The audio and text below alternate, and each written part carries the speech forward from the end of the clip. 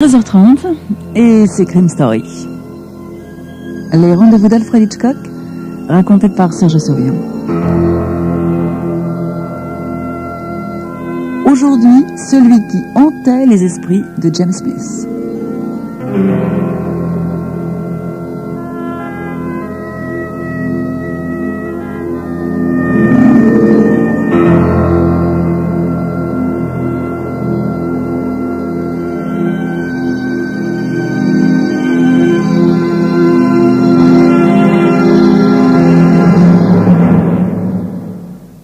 Roy Litton est un homme riche, très riche. Il occupe un appartement au 18e étage du Tower Arms.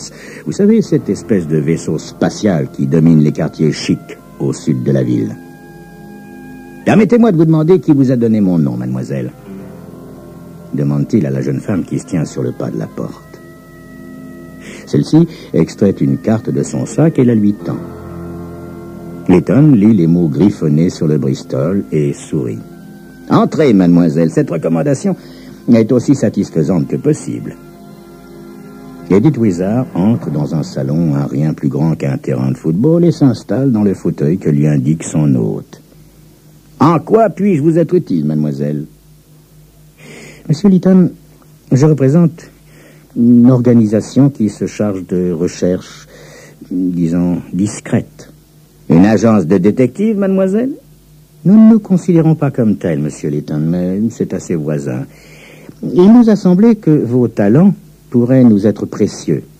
Je suis donc venu vous demander si vous consentiriez à les mettre à notre disposition de temps à autre. Dans l'affirmative, j'aurais une mission d'essai à vous confier. Roy Litton se frotte le menton. Mademoiselle, vous a-t-on informé du montant moyen de mes honoraires? Edith Wizard ouvre son sac et en extrait un chèque qu'elle lui remet. Litton l'examine attentivement. « C'est bien cela, mademoiselle. 10 000 $. Eh bien, qu'attendez-vous de moi? Enfin, vous ou votre organisation ?» Monsieur Litton, on nous a exposé votre façon de procéder, mais nous ignorons le degré d'exactitude de cette explication. Avant de nous engager, j'aimerais que vous me disiez en quoi consiste votre spécificité au juste. C'est en me fondant sur ce que vous allez me dire que je jugerai si vos services valent ou non ce prix-là. C'est assez équitable, mademoiselle. Eh bien voilà, il m'arrive de me qualifier de récepteur parce que ce mot décrit mieux mon état que tout autre. Vous êtes télépathe, monsieur Litton? Non, mademoiselle, non, rassurez-vous, je ne lis pas dans les pensées, non. Je perds par l'intermédiaire d'un objet de contact. Le meilleur exemple est un vêtement souvent porté, mais ça pourrait tout aussi bien être une voiture. Ça m'est arrivé. Toujours est-il que l'objet choisi me permet de devenir, pour un temps qui va de 3 à 5 minutes, la personne en cause. Bien sûr, je reste physiquement ici, mais ma conscience est ailleurs. Pendant la période de contact, je suis l'autre personne. La période expirée, je regagne en quelque sorte mon corps, mais je me souviens parfaitement de ce que j'ai éprouvé et je peux le raconter. Monsieur Litton, dans quelle mesure avez-vous le contrôle de cette opération? Dans la mesure où je suis capable de la déclencher ou de l'empêcher, mademoiselle. Je ne me suis jamais arraché à moi-même sans y consentir. Mon contrôle s'arrête là, car une fois le processus déclenché, je ne puis que le subir. Monsieur Litton, vous dites que pendant la période de contact, vous pensez ce que pense l'autre personne et vous avez connaissance de ses idées? Oui, mademoiselle, c'est ainsi que ça se passe. Et c'est tout, monsieur Litton? Voyez-vous, en général, nous avons besoin de renseignements très précis. Ne faudrait-il pas un hasard extraordinaire pour que le sujet pense à ces questions particulières durant le bref moment où vous partagez son cerveau? Non, mademoiselle. La pensée consciente s'étend sur des milliers de ramifications. Elle émet des nuances dont le penseur n'a pas conscience. Une fois le contact rompu, je retiens ces ramifications, ce paysage mental, si vous voulez, et je l'étudie. Mais, monsieur Litton, si vous ne découvrez pas l'objet précis d'une recherche, Dans ce cas, mademoiselle, j'émets un second contact, voire un troisième. Il est entendu que les contacts supplémentaires sont gratuits, n'est-ce pas? Edith Wizard réfléchit un moment, puis sans un mot, elle sort de son sac à main un écrin. Elle l'ouvre et présente à Roy Lytton une bague. Monsieur Lytton, la personne à laquelle s'intéresse notre organisation portait ce bijou il y a 4 semaines encore. Depuis, ce bijou est resté dans un coffre-fort. Estimez-vous que l'objet soit encore approprié pour établir le contact? Lytton fixe la bague quelques instants. Tout à fait approprié, mademoiselle. Monsieur Lytton, vous êtes en mesure de juger rien qu'en touchant les objets? Oui, mademoiselle, mais si l'impression est négative, je refuse d'établir le contact. Si l'impression est négative, monsieur Lytton? Oui, mademoiselle, comme le sentiment que quelque chose me répugne. Je ne puis vous en donner d'idée plus précise, voyez-vous? Monsieur Lytton, cela signifie que la personnalité en rapport avec l'objet soit répugnante? Non, pas obligatoirement, mademoiselle. Il m'est arrivé de me fondre dans des personnalités absolument abjectes. Cela ne me dérange pas, non. Le sentiment que j'évoque est d'une autre nature. Vous en êtes effrayé, monsieur Lytton? Peut-être, mademoiselle. Toutefois, dans le cas présent, ce sentiment ne se manifeste pas. Décidez-vous de me confier cette mission, mademoiselle Wizard? Oui, monsieur Lytton. Encore une chose. On n'a absolument rien dit au sujet de la personne ayant trait à cette bague. L'organisation qui m'emploie veut s'assurer ainsi que je ne vous donne pas de renseignements par inadvertance. Ils veulent être certains de l'authenticité de votre don. Je comprends parfaitement, mademoiselle. Monsieur Lytton, nous désirons que vous nommiez le sujet, que vous nous disiez où le trouver. La description de la localité doit être précise. Nous voulons avoir le plus de renseignements sur son passé, ses activités actuelles, ses intérêts, ainsi que toute personne figurant au nombre de ses relations. L'opération vous paraît-elle trop difficile, monsieur Lytton? Pas du tout, mademoiselle. En réalité, voyez-vous, je suis surpris que vous ne m'en demandiez pas plus. Roy Lytton prend la bague et la recouvre de ses mains jointes. Je suis prêt pour le contact, mademoiselle. Sans préparatifs spéciaux, monsieur Lytton? Pas dans le cas présent, mademoiselle. Puis, Roy Lytton désigne du menton une alcôve, cachée par une lourde tenture dans le mur de gauche. Voilà ce que j'appelle mon cabinet de retraite, mademoiselle. Si je sens que le contact me causera des difficultés, je m'y replie. Voyez-vous, les observateurs peuvent être gênants dans certaines circonstances. Autrement, aucune préparation ne s'impose. De quelle sorte de difficultés parlez-vous, monsieur Lytton? Eh bien, c'est quand je subis l'attraction de personnalités autres que celle en cause. Au fait, il serait bon que vous soyez prête à enregistrer le compte-rendu, mademoiselle. Monsieur Lytton, j'enregistre toute notre conversation depuis le début, répond Edith en montrant son sac à main.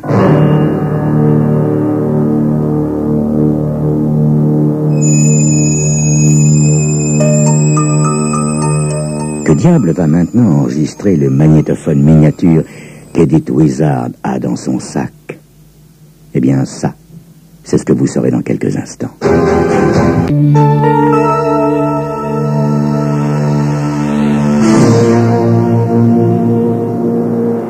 Edith Wizard rend compte de sa mission à Nick Garland, un magnat de la finance. Combien de temps a-t-il mis à imaginer tout cela, mademoiselle Wizard? 4 minutes et 30 secondes, monsieur Garland. Garland hoche la tête, incrédule. Il prend le compte-rendu qu'Edith vient de lui remettre et le feuillette à nouveau. Garland est un homme de 70 ans à peu près, en pleine colère froide, pour le moment, avec des risques d'explosion.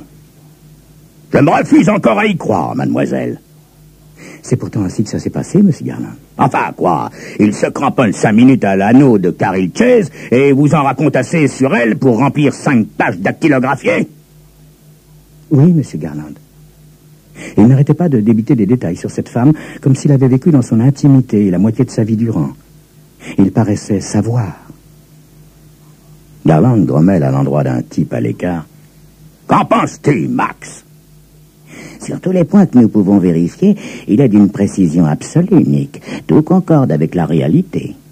Caril Chase a 32 ans, elle est la femme de Phil Chase, dont elle est actuellement séparée. Elle est descendue à l'hôtel Hell de Genève, en Suisse, où elle a une liaison décousue avec un certain William Haskell, un Anglais, grand amateur de ski. Sa fille, Ellie, est cachée chez des amis de ses parents à Londres. La grand-mère de Caril lui a donné cette bague pour son 25e anniversaire. Elle l'a toujours portée jusqu'au jour où elle a quitté Phil, son mari, le mois dernier. Depuis ce jour, cette bague est restée dans le coffre de sa chambre d'hôtel. « Assez, Max, assez! Ça n'est pas possible, ça n'existe pas des choses comme ça. » Edith échange un coup d'œil avec Max. « Vous pensez que Lytton joue franc jeu, M. Garland ?» « Évidemment, mademoiselle. Seul Max et moi savions que nous le mettions à l'épreuve avec Caril Chase. J'ai cru que Max avait perdu la tête quand il m'a affirmé que Flegger avait obtenu ses renseignements auprès d'une espèce de fakir. Mais c'est ainsi, c'est ainsi. Frank Flegger a fait fouiller mon cerveau par une espèce de fakir il y a 2 ou 3 mois. Il n'aurait jamais pu obtenir tous ces détails autrement. Monsieur Garland, combien avez-vous perdu ? 4 à 5 millions, je ne sais pas au juste, mais ce n'est pas ça qui m'inquiète. Edith observe en silence cet homme dont la cervelle est un ordinateur stratégique, une bibliothèque juridique, l'arme absolue en bourse. Nick Garland, un des grands rois de la finance. Depuis 6 ans qu'elle travaille sous ses ordres, jamais, au grand jamais, Nick Garland ne s'est trompé. Jusqu'à ce jour où Frank Flegger, autre roi de la finance, a fait ouvrir son cerveau, son âme, pour voir ce qu'il cachait. « Edith !»« Oui, monsieur Garland ?»« Ce Lytton est-il prêt à sonder l'esprit de n'importe qui, si on y met le prix ?»« Oui, monsieur Garland. Que comptez-vous faire ?» Personne ne sait où est passé Frank Flegger depuis 3 semaines. Il s'est carrément volatilisé, mais tout indique que nous sommes sur sa piste. Consacrons-y 3 jours. Edith, téléphonez à ce Lytton. Vous lui direz que le patron de votre agence de détective désire le rencontrer. J'aimerais voir ce fakir à l'œuvre. Le lendemain, à 14h, Edith, accompagnée de Nick Garland et de Max, sonne à la porte de Roy Lytton. Lytton les introduit dans le salon. « Monsieur Garland, je n'arrive pas à me débarrasser de l'impression curieuse de vous avoir déjà rencontré. Bizarre que j'ai oublié en quelles circonstances. » Le front plissé, Lytton continue à détailler Nick Garland. Brusquement, il pâlit. Edith Wizard, qui suit la scène, voit les yeux de Lytton se poser sur elle, puis sur Max, pour revenir en hésitant sur le visage du vieux Garland.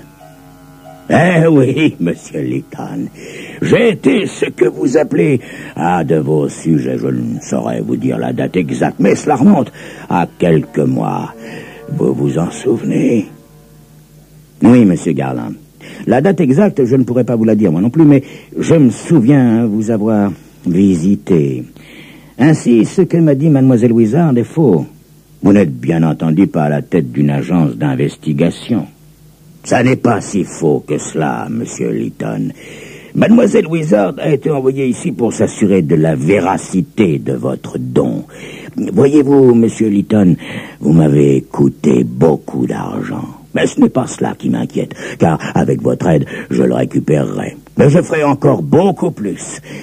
Commencez-vous à me comprendre, monsieur Lytton? »« Oui, je crois, monsieur Garland. » « Vous toucherez vos honoraires habituels, monsieur Lytton. En vérité, mon cher, vous êtes trop bon marché. Ce que vous avez à offrir vaut plus que $10,000 la séance. Ce que vous avez donné à Frank Flegger valait infiniment en plus. » « Frank Flegger, monsieur Garland? »« Oui, le client qui vous avait payé pour explorer mon cerveau, monsieur Lytton. Frank Flegger. Sans doute n'a-t-il pas utilisé son nom véritable. Bref, passons à votre premier travail réel pour moi, monsieur Lytton, si vous êtes d'accord, bien entendu. Nous vous avons apporté un objet qui devrait convenir, monsieur Lytton. Max, donne la ceinture à monsieur Lytton, s'il te plaît.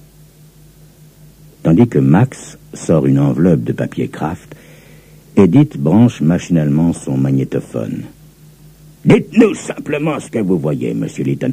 Je ne m'intéresse qu'aux renseignements généraux. » Lytton ouvre l'enveloppe et en sort une banale ceinture d'homme. Une expression de dégoût passe immédiatement sur son visage. Il jette la ceinture sur la table basse. « Impossible, Monsieur Garland. Je vous demande pardon. » s'exclame Garland, surpris. « Monsieur Garland, Mademoiselle Wizard vous a-t-elle dit qu'il arrive que certains objets de contact me répulsent? Dans ce cas, mon don n'opère pas. Avez-vous un autre objet, Monsieur Garland? » « Non, Monsieur Lytton, c'est le seul, et nous nous sommes donné beaucoup de mal pour nous le procurer. En outre, laissez-moi vous dire clairement que vous me devez les renseignements que je vous demande. Je pense que vous feriez bien de me les fournir sans délai, Monsieur Lytton. » Monsieur Garland, j'imagine en effet que je suis votre débiteur, oui, j'imagine, mais ce ne sera pas facile. Pas facile? 10 000 $ pour quelques minutes, Monsieur Lytton. Là n'est pas la question, Monsieur Garland. Lytton se lève et désigne l'alcôve sur le côté de la pièce. Si vous le permettez, Monsieur Garland, je vais me retirer. Je sens que le contact sera pénible et je ne veux pas me laisser distraire. Vous obtiendrez les renseignements, Monsieur Lytton. J'obtiens toujours les renseignements, Monsieur Garland.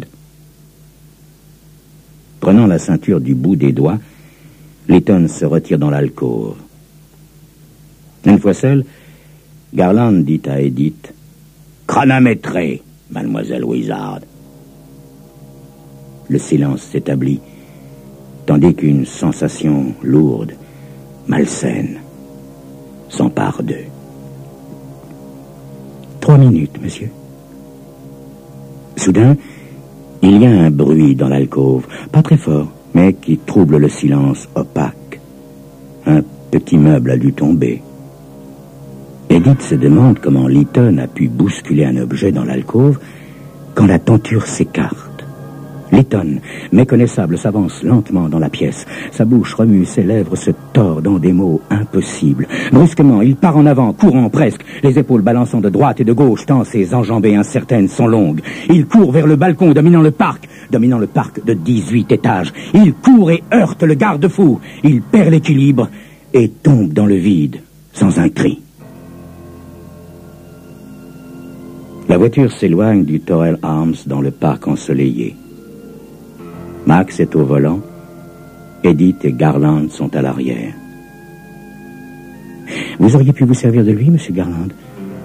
Vous aviez l'intention de le tuer depuis le début, n'est-ce pas?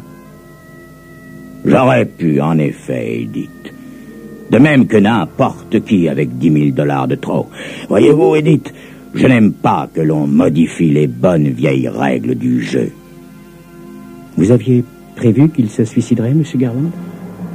Non, Edith, non. En fait, voyez-vous, c'est Max qui devait se charger de lui, mais une curiosité un peu malsaine, je l'avoue, m'a poussé à tenter cette petite expérience. Expérience, Monsieur Garland? Oui, Edith. Expérience. Je lui ai remis la ceinture de Frank Flegger. Or, ça fait déjà 8 heures que Frank Flegger est mort.